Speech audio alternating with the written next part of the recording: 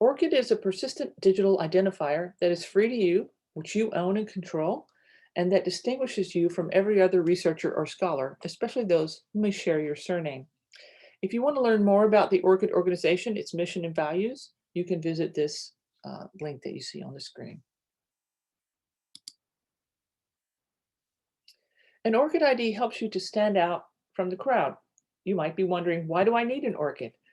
You can use your ORCID to connect with your professional information, affiliations, grants, publications, and peer reviews, and more.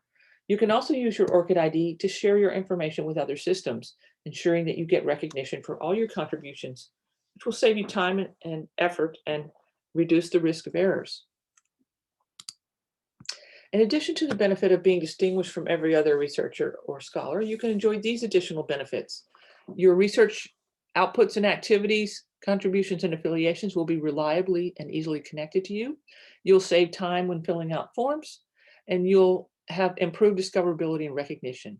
In addition, you'll be able to connect your record to a growing number of institutions, funders, and publishers.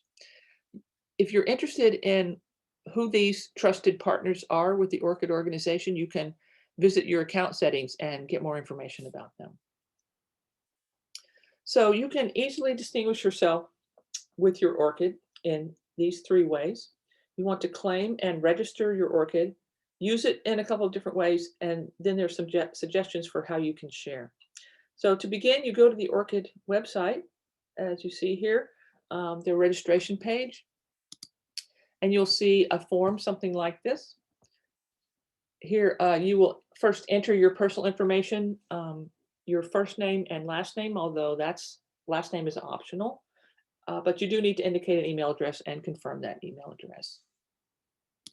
The next part is to indicate security for your record and notifications. So you're going to create a password with these parameters, and then you have the option of signing up for quarterly emails from ORCID, but that's totally optional. Then your visibility settings are totally within your control. It can be public. You can share only with trusted organizations, or you can make your record private and visible only to you. Then you need to accept the terms of use and click register. And that's really it. Now you have a basic record you can use to enhance with information like your employment and educational history, distinctions, memberships, funding, and primarily your publications and works. You'll also be able to indicate links to other platforms where your work can be found and keywords you want viewers to know about the work that you're doing. So here's an example we can take a look at, just so you can see what this looks like. Jorge Hirsch was the creator of the H-index, and here we can take a look at his record. You'll see the ORCID ID, some keywords that he indicated linked to his Scopus author ID, employment and educational history, and then an extensive list of works. And you can see the source of the information. This is one of those trusted partners, Crossref. So that's basically what this record will look like. You also have the ability to add information manually. So there's a lot of functionality.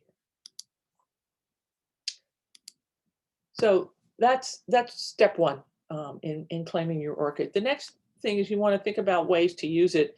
Primarily, you'll use your ORCID when applying for a grant or submitting a manuscript for publication by supplying your ORCID ID that ensures that work is connected to your ORCID record.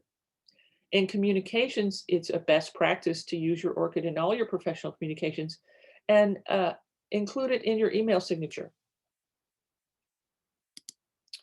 Finally, there are ways to share your ORCID ID with other systems. At Georgia Southern, Plum Analytics is integrated with Digital Commons, our institutional repository. Also, products like Clarivate's EndNote Manuscript Matcher and the Mendeley Reference Manager provide the ability to connect to your ORCID record. A note about Georgia Southern's repository and the ORCID.